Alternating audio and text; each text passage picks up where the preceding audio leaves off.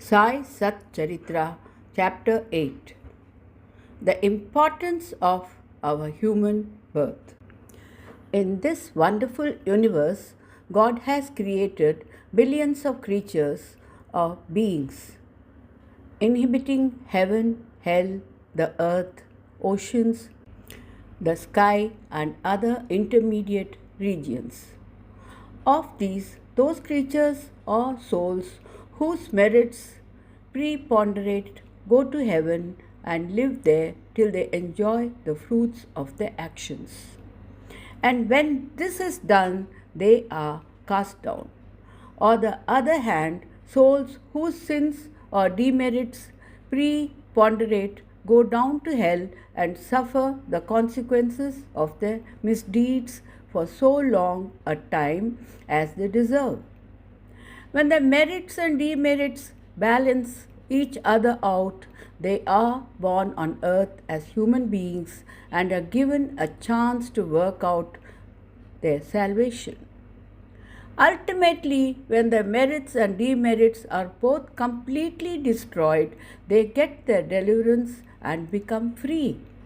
To put the matter in a nutshell, souls get the births of transmigrations according to their deeds and intelligence, the development of their minds. The special value of the human body. As we all know, four things are common to all creatures, that is, food, sleep, fear, and sexual union. Man, however, is endowed with a special faculty, knowledge, with the help of which he can attain divine vision, which is impossible in any other birth.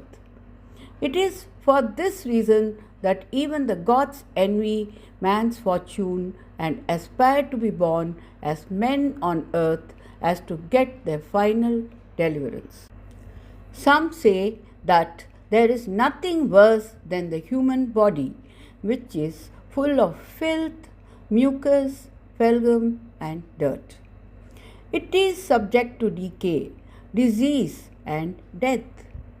This is no doubt to a certain extent, but in spite of these drawbacks and defects, the special value of the human body is that man has got the capacity to acquire knowledge. It is only due to human knowledge that one can think of the perishable and transitory nature of the body itself and the world, and thereby develop disgust for sense enjoyments. Thus, humans have the capacity to discriminate between the unreal and the real and thereby attain divine vision. So, if we reject or neglect the body because it is filthy, we lose the chance to attain self-realization. And if we fondle it and run after sense objects, we go to hell. Therefore, the proper course for us to pursue is that the body should neither be neglected nor fondled, but should be properly cared for. Just as a traveller on horseback takes care of his horse till he reached his destination and returns home, thus the body should always be used or engaged to attain self-realization, which is the supreme end of life. It is said that though God created various creatures, He was not satisfied, for none of them was able to understand and appreciate His work, so He had to create a special being, man, and endow him with a special faculty, that is knowledge. And when He saw that man was able to appreciate His Leelas, He was very pleased and satisfied.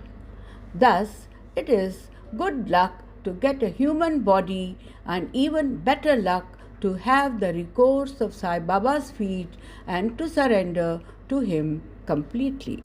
Man's endeavor. Realizing how precious human life is and knowing that death is certain and may snatch us at any time, we should always be alert to achieve the true objective of our lives. We should not delay this and should make every possible attempt to gain our object. Just as a widower is anxious to get himself married to a new bride, or just as a king leaves no stone unturned to seek his lost son. Similarly, with all earnestness and speed, we should strive to attain our end, that is, self realization. Casting aside sloth and laziness and warding off drowsiness, we should day and night meditate on the self. If we fail to do this, we reduce ourselves to the level of beasts. How should we proceed? The most effective and speedy way to gain our object is to approach a worthy Sadguru who has attained self-realization. What cannot be achieved by hearing religious lectures and the study of religious work is easily obtained in the company of such worthy souls. Just as the sun alone gives us light, which all the stars put together cannot do, the Sadguru alone imparts spiritual wisdom, which all the sacred books and sermons cannot infuse. His movements and simple talk give us silent advice. The virtues of forgiveness, calmness, disinterestedness, charity, benevolence, control of mind and body, and humility are imbibed by the disciples when they are observed in such pure and holy company. This enlightens their minds and lifts them spiritually. Sai Baba was such a Sadguru. Though he acted as a fakir, he was always engrossed in the self. He always loved all beings in whom he saw God or divinity. He was not elated by pleasures and was not depressed by misfortunes. A king and a pauper were the same to him. He whose glance would turn a beggar into a king used to beg his food from door to door in Shirdi. Let us now see how he did it. Baba begging for food. Blessed are the people of Shirdi, in front of whose houses Baba stood as a beggar and called out, "O Lassi, give me a piece of bread," and spread out his hand to receive the same. In one hand he carried a tin pot and in the other a rectangular piece of cloth. He visited a few houses every day and went from door to door. Liquid or semi-liquid things such as soup, vegetables, milk or buttermilk were received in the tin pot, while cooked rice, bread and other solid food was received in the cloth. Baba's tongue knew no taste, as he had acquired control over it. So, how could he care for the taste of the different things collected? Whatever food he received in his cloth and in the tin pot were mixed together and partaken by Baba to his heart's content. Whether particular things were tasty or not was never noticed by Baba, as his tongue was devoid of the sense of taste. Baba begged till noon, but his begging was very irregular. Some days he went on for a few rounds, on other days up to 12 noon. The food thus collected was emptied into a clay pot. Dogs, cats and crows freely ate from it, and Baba never drove them away. The woman who swept the floor of the masjid took 10 or 12 pieces of bread home, and Baba never prevented her from doing so. How could he, who even in his dreams never chased away cats and dogs by harsh words, refuse food to poor, helpless people? Blessed indeed is the life of such a noble person.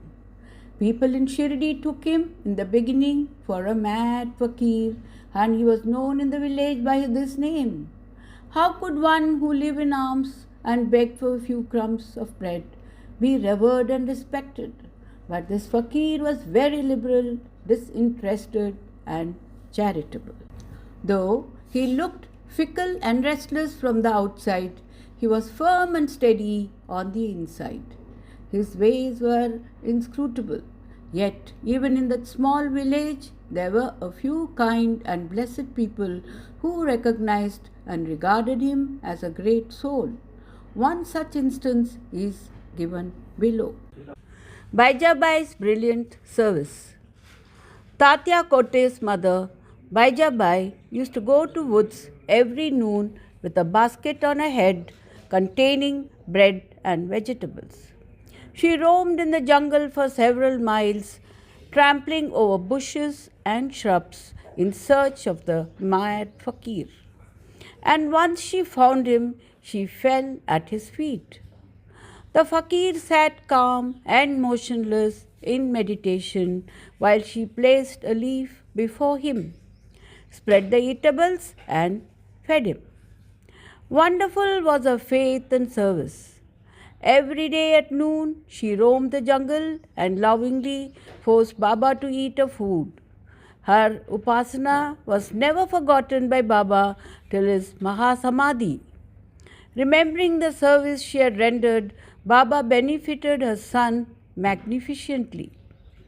Both the son and the mother had great faith in the fakir, who was their god. Baba often said to them that mendicancy was the real lordship, as it was everlasting, and the so-called lordship was transient. After a few years, Baba stopped going into the woods, began to live in the village, and his food in the masjid. From that time, Baijabai's trouble of roaming in the jungle ended. The dormitory of the trio. Blessed are the saints in whose hearts Lord Vasudev dwells, and fortunate indeed are devotees who get the benefit of the company of such saints. Two such fortunate fellows, Tatya Kote Patil and Bhagat Malsapati, shared Sai Baba's company equally. Baba also loved them both equally. These three slept in the masjid with their heads towards the east, west and north, and with their feet touching one another at the center. After preparing their beds, they lay on them, chatting and gossiping about many things till late at night. If any one of them showed any signs of sleep, the others would wake him up. For instance, if Tatya began to snore, Baba at once got up and shook him from side to side and pressed his head. If it was Malsapati, Baba hugged him, stroked his legs, and kneaded his back. In this way, for a full 14 years, Tatya slept in the masjid instead of his house. Due to his love for Baba, how happy and memorable were those days.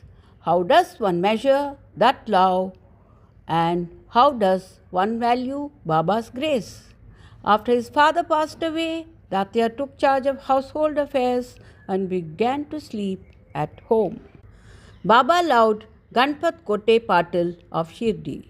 He also loved Chandra Banshet Marwadi of Rahata equally. After the demise of the Shet, Baba loved his nephew Kushal Chand, perhaps even more, and cared for his welfare. Sometimes in a bullock cart and at other times in a tanga with intimate friends, Baba went to Rahata. The people of that village came out and with musical instruments playing received Baba at the gate of the village and prostrated before him. Then he was taken into the village with great pomp and ceremony. Kushal Chand took Baba to his house, seated him on a comfortable seat, and fed him good lunch. Then they talked freely and merrily for some time. Baba returned to Shirdi after blessing everyone. Shirdi is midway between and equidistant from Rahata on one side and Nimgaon on the other. Baba never went beyond these places during his lifetime. He never saw a train or travelled by it, and yet he knew the exact timing of the arrival and the departure of all trains. Devotees who acted according to Baba's instructions, which were given by him when they were leaving, fared well. Those who disregarded them suffered many a mishap and accident. More about this and other matters will be told in the next chapter. Bo to Sri Sai, peace be to all.